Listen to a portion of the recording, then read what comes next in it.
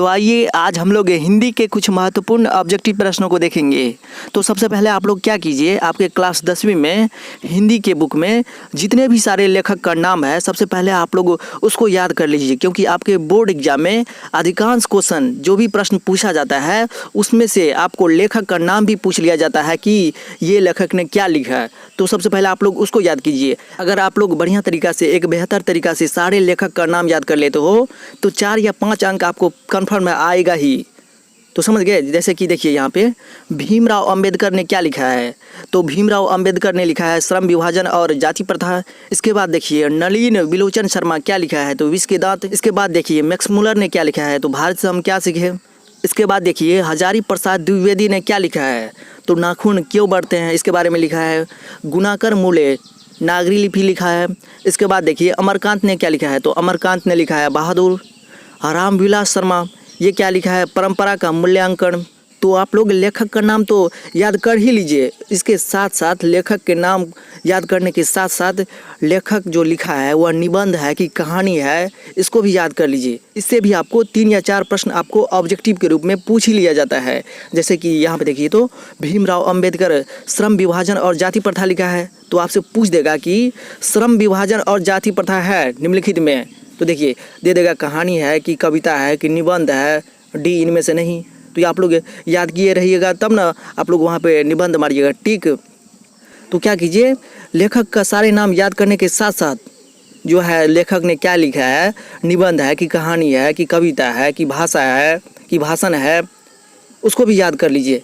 अगर आप लोग लेखक के सारे नाम याद करने के साथ साथ आप इसको भी याद कर लेते हो कि वह जो लिखा है कि वह निबंध है कि कहानी है कि भाषण है कि कविता है, तो आप लोगों को कम से कम जो है 10 ऑब्जेक्टिव आपको बोर्ड एग्जाम में बन जाएगा, समझिए।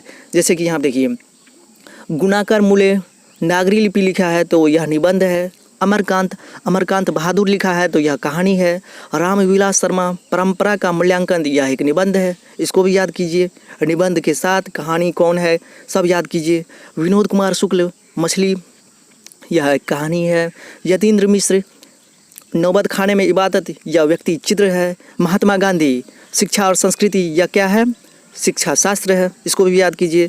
सारे लेखक का नाम याद कर लीजिए और इसके साथ साथ लेखक ने जो लिखा है वह निबंध है कि कहानी है, इसको भी याद कर लीजिए। हम कितना बताएंगे, हम तो आपको बोल दिए अगर 10 अंक लाना है, अगर बोर्ड में एक अच्छा अंक लाना है तो आप इतना काम कीजिए, फिर आपको हम ऑब्जेक्टिव तो बताएंगे ही ना। तो पहले आप लोग इतना कीजिए। और क्लास 10वीं के आपके बोर्ड एग्जाम में जितना भी ऑब्जेक्टिव प्रश्न पूछा जाता है वह इस चैनल के माध्यम से करा दिया गया है। जैसे कि सोशल साइंस के ऊपर सोशल साइंस का ऑब्जेक्टिव हो गया, इसके बाद साइंस का ऑब्जेक्टिव हो गया, मैथिली का ऑब्जेक्टिव हो गया, समझ गए, और इसके बाद मैथ का ऑब्जेक्टिव हो गया। बहुत सारे जितने भी आपके क्लास में ऑब्जेक्टिव पूछा जाएगा वह इस चैनल के माध्यम से पहले ही करा दिया गया है। अगर आप लोग उन वीडियो को अच्छी तरीके से नहीं देखे हो तो जाके YouTube पे सर्च कीजिए GKS study centre science objective question, GKS study centre social science objective question, और इसके बाद सर्च कीजिए GKS study centre mathematics objective question, और इसके बाद सर्च कीजिए GKS study centre science objective question, GKS study centre Hindi objective question. तो आपको वहाँ पे क्या मिल जाएगा, सारा ऑब्जेक्टिव क्वेश्चन मिल जाएगा। अगर आप लोग उन सारे ऑब्जेक्टिव प्रश्नों को बढ़िया तरीका से, एक बेहतर तरीका से याद करके समझ करके आप बोर्ड एग्जाम में जाओगे तो वहाँ पे आपको सारा ऑब्जेक्टिव क्वेश्चन बढ़िया तरीका से बन जाएगा। और जब आपका ऑब्जेक्टिव बढ़िया तरीका से चले गया सही, तो आपको बोर्ड में 4 से प्लस अंक लाने से कोई नहीं रोक सकता है। तो हम तो बोलबे नहीं करेंगे, याद तो आप ही लोगों को ना करना पड़ेगा, मेहनत तो आप ही लोग कीजिएगा। जैसे कि यहाँ पे देखिए प्रेमधन स्वदेशी है, सुमित्रा नंदन पंत भारत माता लिखा है। रामधारी सिंह दिनकर ने लिखा है जनतंत्र का जन्म। कुंवर नारायण एक वृक्ष की हत्या लिखा है। वीरेन डंगवाल हमारी नींद। अनामिका अक्षर ज्ञान। आगे देखिए जीवनानंद दास लौटकर आऊँगा फिर। रेनर मोरिया रील के ये क्या लिखा है, मेरे बिना तुम प्रभु। तो आप लोग इन सारे ऑब्जेक्टिव प्रश्नों को बढ़िया तरीका से, एक बेहतर तरीका से याद कीजिए और एग्ज़ाम में जाने से पहले आपको जितना भी ऑब्जेक्टिव प्रश्न आपके बोर्ड एग्जाम में पूछा जाएगा वह इस चैनल के माध्यम से करा दिया गया है।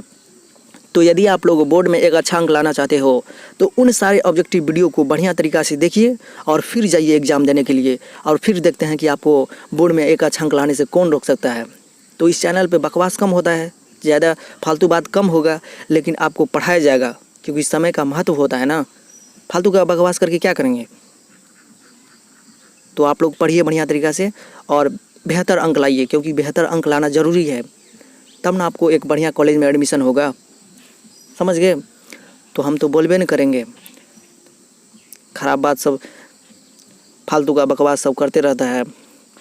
पढ़ाई का लिखाई का कुछ नहीं है, आकर के चैनल पे पहले अपने बारे में वर्णन करेगा, हम ये है वो है, ये है वो है, वो बता के क्या करेगा। विद्यार्थी को सिर्फ पढ़ाई चाहिए ना। तो चलिए मिलते हैं अब अगले वीडियो में, तब तक के लिए हमें विदा दीजिए। जय हिंद, जय भारत। पढ़ते रहिए, स्वस्थ रहिए।